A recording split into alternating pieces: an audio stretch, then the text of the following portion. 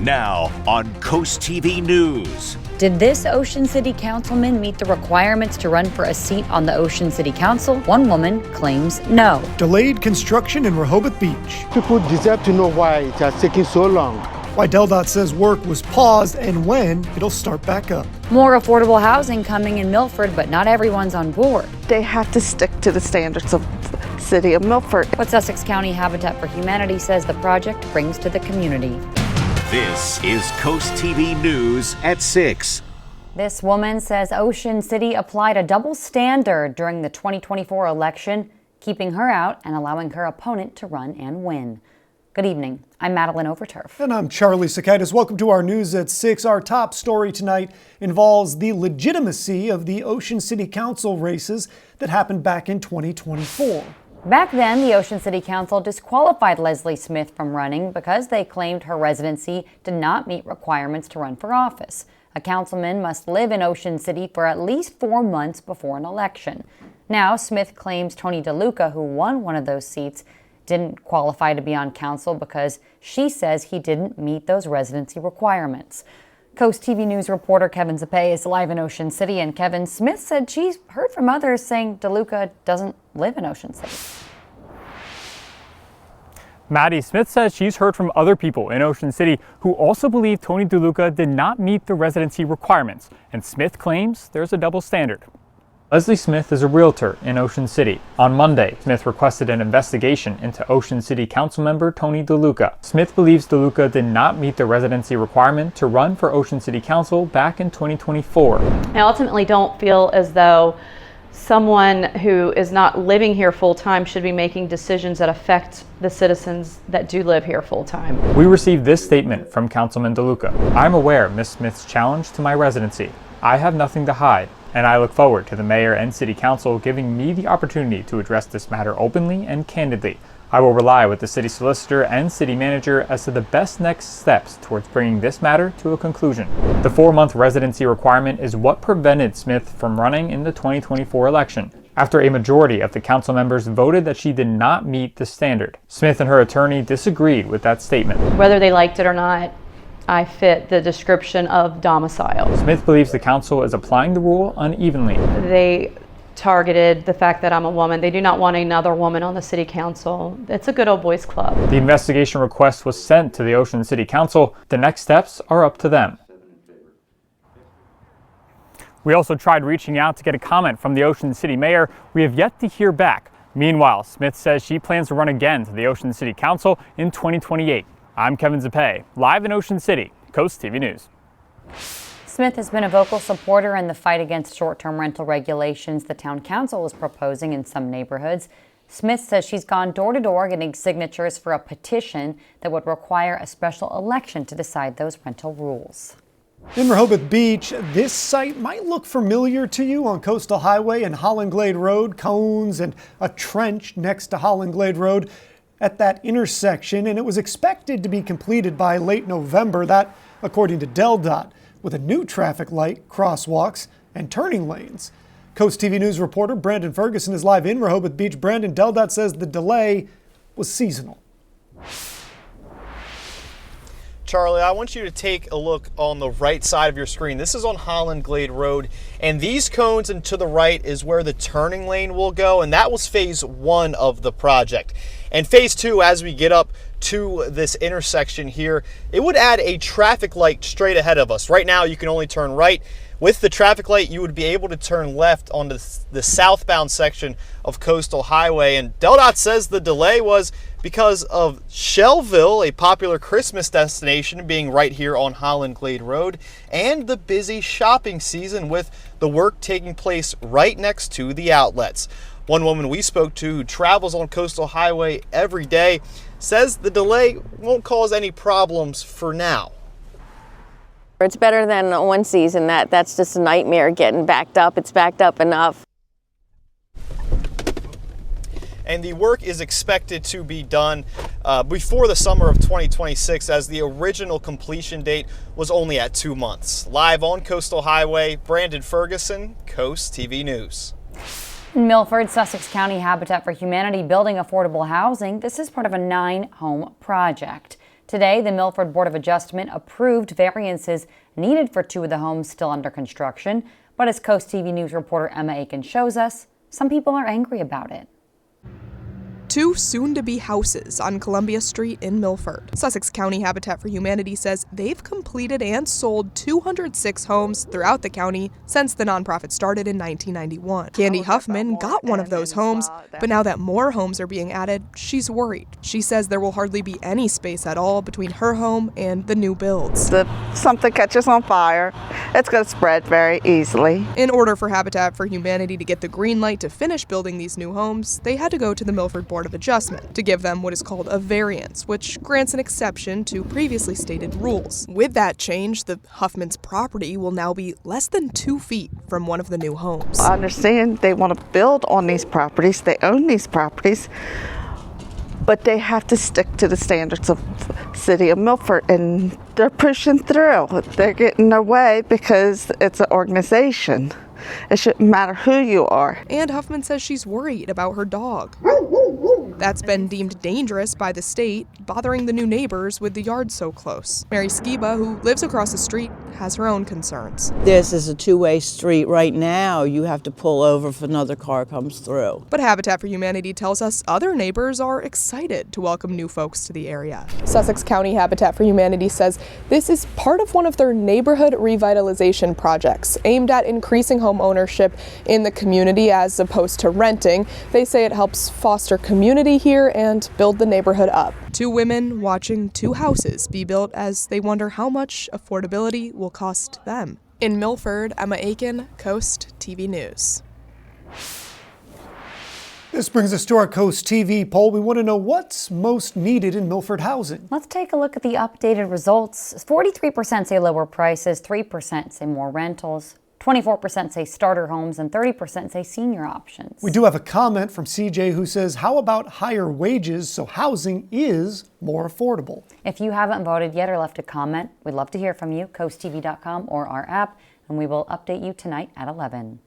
Let's go ahead and take a live look into Milford. Our first alert chief meteorologist Paul Williams joins us now with a look at our forecast. Well, right now in Milford, we're holding at 42 degrees with the dew point at 34, and we are expecting increasing cloud cover as we progress throughout the night into Friday.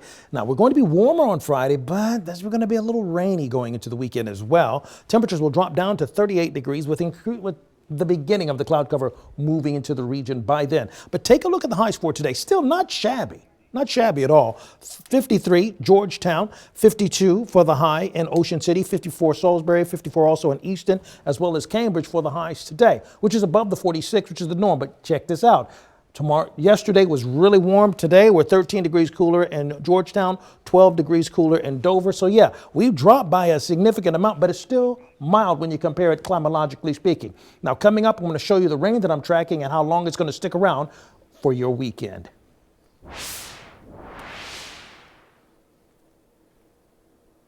An attempted burglary up in Milford. Police say someone tried to get into the Del One Federal Credit Union.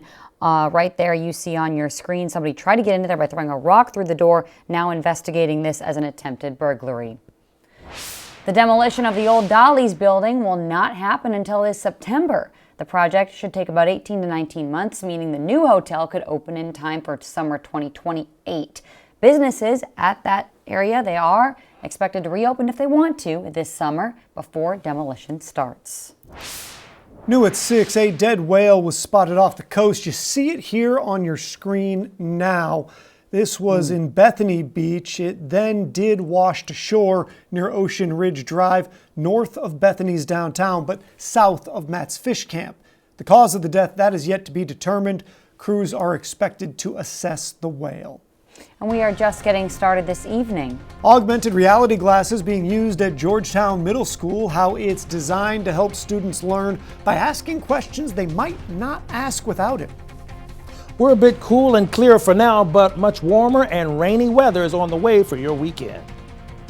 But first, the Rainbow Bridge fence in Lewis, how a couple's idea has turned into a community memorial on the trail, when we're back in just 60 seconds.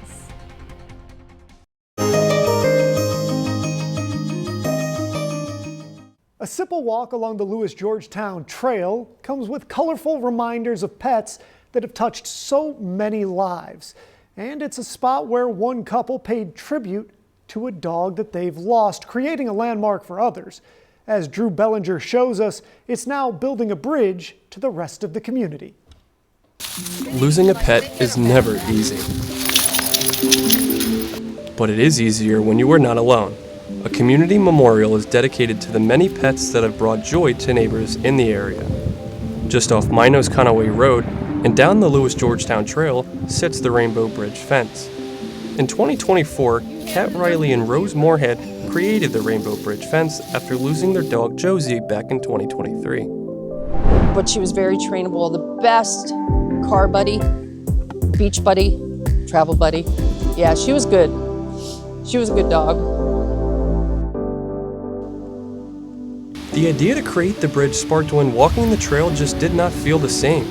Now that the couple has their new dog, Gordon, the joy has been brought back. But they say before they lost Josie, they walked the trail almost daily.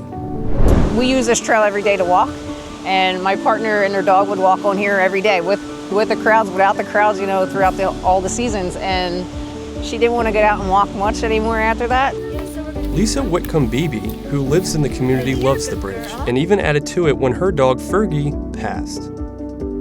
It's a beautiful way to walk by and remember your pet and share a special memory with, you know, your other pet or with someone that you're walking with. The bridge features animals from dogs to this lizard. Riley says even after creating this Facebook group, she never expected the bridge to turn into what it has. We put Josie's collar out there, and then within a few days, people were signing it, leaving their own dog leashes, and it's just been growing ever since.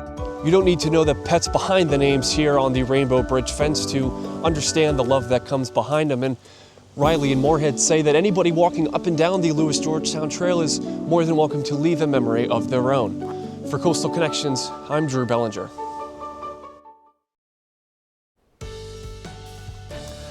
Well, the cloud cover is already starting to kind of slow walk its way into our neck of the woods as it sets us up for the possibility of a rainy weekend. But at least, even though it's going to be a little rainy, it is going to be a great deal warmer, kind of like yesterday, but not quite as pretty. Okay. In Rehoboth right now, we're at 43 degrees, courtesy of our Boardwalk Plaza camera.